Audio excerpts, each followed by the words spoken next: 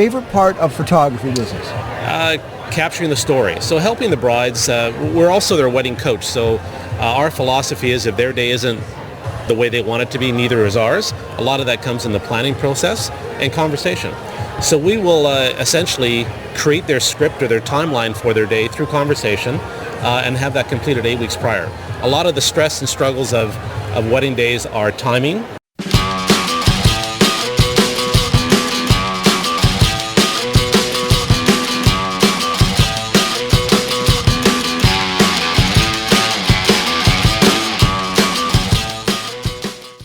Okay. Ladies and gentlemen, we are sitting in the booth with David Pedersson Storyteller Photography. Pedersson Storyteller Photography. Now, I like that name. Thank you. David, what do you specialize in? We specialize in stories, and for this particular venue, it's wedding stories. Nice. So how long have you been in the business? It's been 19 years now. Wow. So I've seen a lot of changes. Okay, so I'm really interested because you're a professional photographer. You've been in it for a long time. Correct. What are the industry trends? What is your most favorite part of photography business? Capturing the story. So helping the brides, we're also their wedding coach. So our philosophy is if their day isn't the way they want it to be, neither is ours. A lot of that comes in the planning process and conversation. So we will essentially create their script or their timeline for their day through conversation and have that completed 8 weeks prior. A lot of the stress and struggles of wedding days are timing and how do I deal with laying my day out such that it allows us to have fun and not have to look at our watches and feel like we're running behind. So once we acknowledged that about 16 years ago, we really haven't had a challenging day since, and our brides are a lot more relaxed. They're very present on the day, and we'll say everybody's more relaxed because their day, all the timing for it is all completed 8 weeks before, and we even coach them how to deal with their other suppliers, whether they're cosmeticians, their hairstylist, their venue, and how to have them be completely there for them. So who knew that if you went to a photographer, you are not an ordinary photographer, you are, as you say, a coach, like a... We're their wedding coach. Yeah. Who knew that a photographer could do that, though? I mean, that's a wonderful service. I think when we know that when you're a wedding photographer, you wear many hats, and you really do become their coach and the person who they look to have that conversation with when perhaps either someone won't listen to them. Sometimes there's nothing to fix. It's just they want someone to vent to express whatever their concerns are, and perhaps if there's an opportunity to offer them an alternative or a choice as to how to deal with it. Where it becomes more low stress than high stress. And also how to include people in the realm of their day and their planning. People love to be included in wedding days, their bridal parties and other family members, but sometimes they don't know what that looks like. Yeah. So we'll coach them on, people like to really help you. So if you can give them a 20-minute job and they're done in 20 minutes, they can actually enjoy the rest of the day. So part of the scripting is to help with family pictures.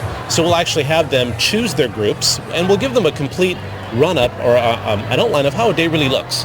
So a timeline from a real wedding day, what the family portrait scenario would look like, how long each setup takes, and we'll show them what a complete day looks like such that now all they have to do is have a conversation with us and we'll actually do the legwork and fill everything in based on the things they know. And the things they don't know, we can fill in as we go along. A lot of our clients book us anywhere from 8 to 14 months ahead of time. So we'll have a plan for them as to the things they should have accomplished certain months before their wedding day. Now, do you do just photography or video as well? We do strictly photography, strictly stills, and we pride ourselves on creating storybooks. A lot of our storybooks are designed by us, but they're made in Italy. They're one of the unique ones where the company is called Graphi Studio. They have a lifetime guarantee. Actually, I had a gentleman here who's actually one of the vendors here. We photographed their wedding 12 years ago. And he's a vendor here, and they have a problem with one of their wedding book. So we took it back and sent it off to Italy, and they replaced it. No kidding. At no charge to me or to my client. It's like an actual book? It's an actual book. It's like a coffee table book? How big? They vary in size. So our standard, our most common size is 9.5 by 13 inches. And once we design that one, we can make complete duplicates for moms and dads. So, we're transitioned from the day of just the parents getting a 20-page 4x5 picture book. Yeah. Now they actually get a duplicate of the bride and groom's storybook. Oh. And they can upsize from there and go to 12x16. There's many different cover types. They can have a cover made out of crystal with their image on it. They can have a leather one, silk, There's many different opportunities for different types of book covers, but the quality is just, the Italians are, the product quality is, it's an heirloom. It lasts for life. And the problem, the challenge we have with, and I've only had one book returned in the 15 years we've been using the company. And and actually it really wasn't a problem with the book. It had been out on the coffee table for many years on show, which is what I love our clients to do, is our books come with a stand-up frame. So it's actually become something that goes on display. And we encourage people to open it and use it. And after 12 years, it ended up, there was a small imperfection, but it was after 12 years of use. But that being said, it was replaced. Wow. And the quality is insurmountable. Wow. What's your favorite camera? I've always been a Nikon person. I think it's forever changing. If we still had film cameras, the only thing I'd be upgrading is my film, not my cameras. Really? So I've seen, I've gone from the film stage to the digital, and I've seen a lot of changes. I really think it's the person behind the camera that makes the difference. A camera's a camera. It doesn't matter what the cost or what the value is. It's really that eye behind the camera and being able to put people in, create situations for people where they're very comfortable and their true personalities get to come out. And our choice is to have them turn the volume up on themselves and step out of their comfort zones and really have fun. There's one day to do it. So that's the whole part of it, becoming their wedding coach, is we create, they know where things are going to take place on the day. The limo drivers know exactly where they're going because they get a script on the day, well prior to the day to know exactly where they're going. And the brides and grooms and everybody around us just get to be a big sponge. Mm-hmm. And we just get to interact with them more. And once we started doing that, they're a lot more relaxed and more into the day, if you will, and into the moment, as opposed to thinking, where do I need to be next? Well, yeah, because you take a lot of the stress out of the situation. Yes. So it brings a great... everyone's unique for different reasons.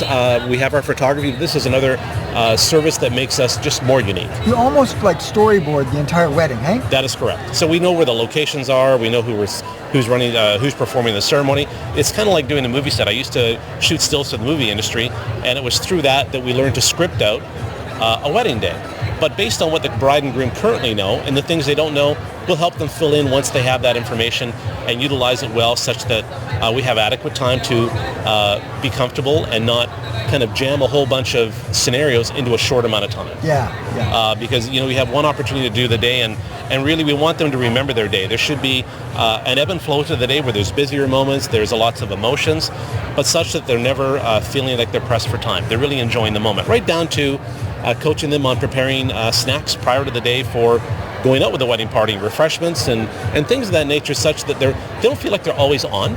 And some of the best moments are when the bride and groom aren't on, if you will. We're not doing photos, and we capture those moments. We're a two-photography team, so my associate photographer has a longer lens and captures those moments where they just don't know they're happening, and they're being captured. And those are typically some of the best. So the style of photography is referred to as planned spontaneity with photojournalism.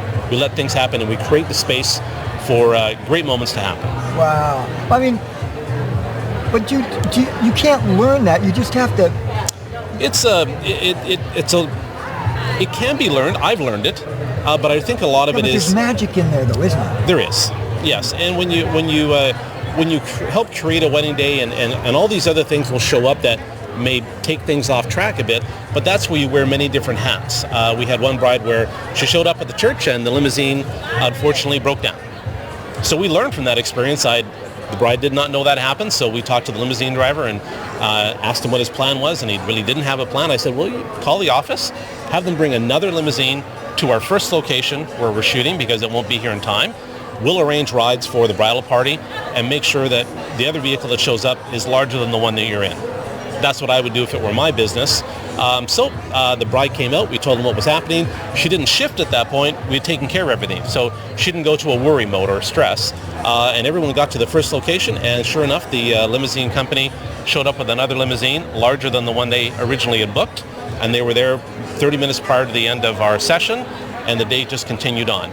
So we wear a lot of different hats, but really if we hadn't stepped up at that point, there would have been an impediment to the day. It would have taken away our time photographing them, and it would have impacted the story. Sure. So when we step in and we take care of those things, the day just rolls really well. And at the end of the day, that's what we want. How many photographers, though, I can't think of any that do what you do, like the coaching and the storyboarding and that. I've been around for, as I said, a long time, So and you I've seen care. changes. I haven't seen that myself. Yeah. Again, so everyone is unique unto their own as to what they bring to the table. We find that this works quite well, and the brides are very appreciative of it. I'll bet. And because they get to just relax a little bit more. And I'm sure other photographers do a fantastic job at what they do. And these are just one of those elements that makes us more unique, if you will. In a market, there is, in this current Metro Vancouver market, there are currently over 3,500 photographers, whether that be full-time or part-time, that call themselves a professional photographer. So there's more reasons to create something that makes you more unique. I have a question for you. Because you're very curious. What makes a professional photographer? Is it training? Is it schooling? Is it 10,000 hours of experience? What makes a professional photographer? When people show up at our gallery, it's okay. Take a look. Okay. We're of the impression that how we present ourselves when they come into our gallery is a reflection of how they're going to be on the day. So it's about being a business professional, being able to basically meld into any group of people and I wouldn't say assimilate, but blend.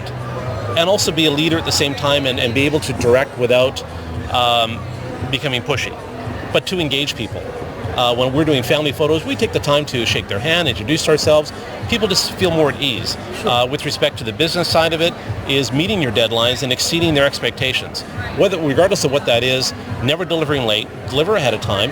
If there's a concern, create a scenario or a conversation where we can create a yes, we can do that, as opposed to specific, saying no, we can't do that. So we try to be that yes conversation, and that's the basis of our business, is creating that pathway to that conversation and being able to achieve those results. And always being a professional, presenting, whether that being your presentation, verbally, your interaction with people, is people know that you're a professional, and what that looks like is they're in good hands.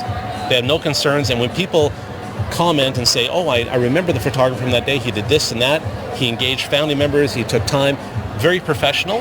That comes in appearance, personality, and how you carry yourself throughout the whole day. Sure. Whether that be a corporate client, a wedding client, there should be a distinction between somebody who is doing this as a hobby or a weekend venture, whatever that may look like, and somebody who presents themselves that this is their profession, and you're branding yourself. And the brand is your face, your personality, how you present yourself all the time while at venues, and people remember that. So whatever that looks like for each individual photographer is different. Our level is customer service beyond, exceeding their expectations, and when we exceed their expectations, we typically get those referrals back and those comments to say, I'm going to refer that person because this is typically a service that people don't search for. Nice. And typically only once. Yeah. What's your turnaround time for your picture? Turnaround time. So with respect to the wedding day, our wedding images are online for the clients within a 4-week period, and their high resolution images are ready within that time frame. And if they order a storybook design takes approximately 4 weeks, and then from Italy the design is produced and delivered back within 6 to 7 weeks. That's a pretty good timeline. We encourage them and we coach them. Everyone gets very busy. We understand that, but we will coach them through either verbal conversation or emails to kind of take them to task. And you really need to complete this before we can move on to the next step. We even coach them how to pick their images, because as a bride and a groom, the bride will have a certain vision of how she looks in photos, and the groom will as well. Sure. So we coach them when picking for your storybook images. If you order a 20-page book, we'll have you pick 20 images. Some of them order DVD stories and that nature. So we'll actually have the bride sit down and pick her 20 favorites, and then the groom sit down and pick his 20 favorites separately. And then between the two of them, they now have 40 images.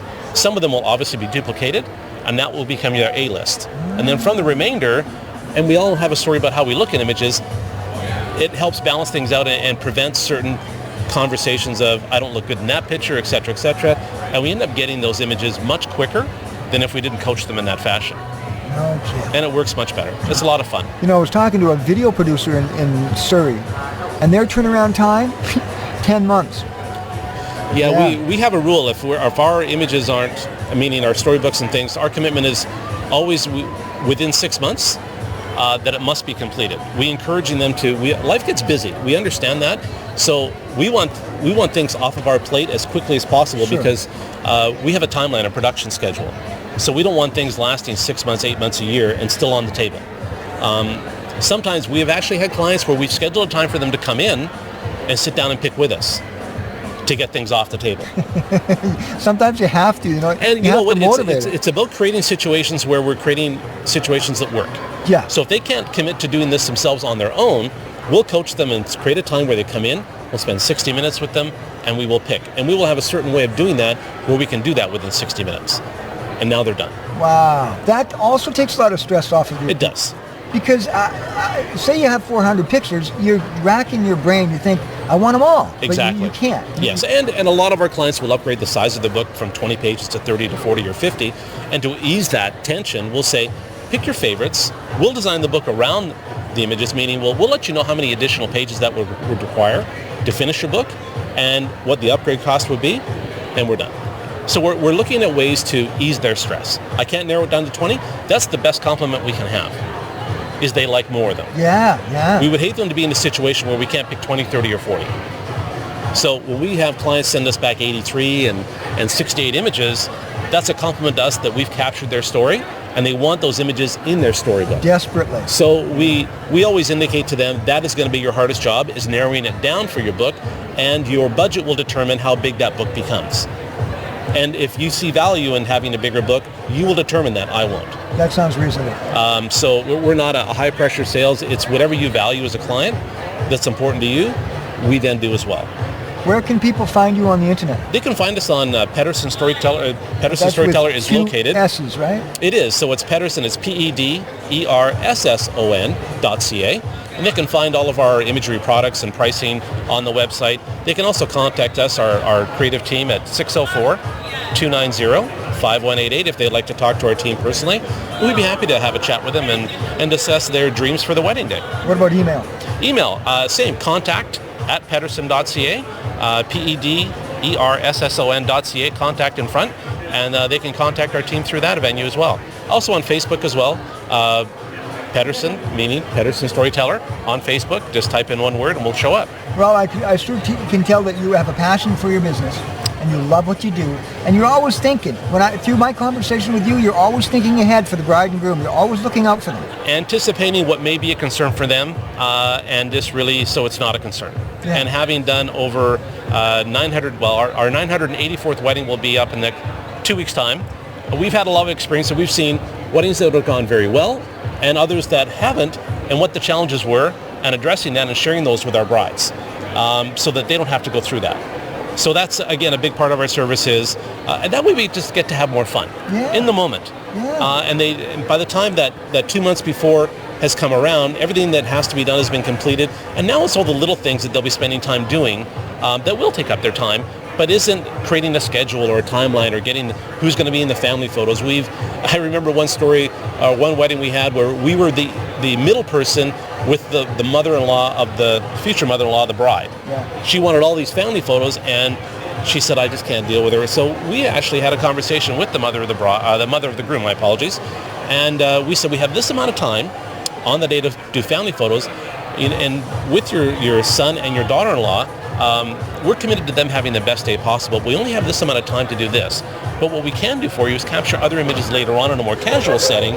And if you want to let me know what that looks like, and remember, we'll never take away from the bride and groom because they are our priority, because without them, we wouldn't be having this conversation and there would be no images. Yeah. So I'm committing to them having the best day possible, and you getting the images that are important to you as well, but know that they are the primary, and everybody is important, but they are the primary. They're the bride and groom. That's why we're here.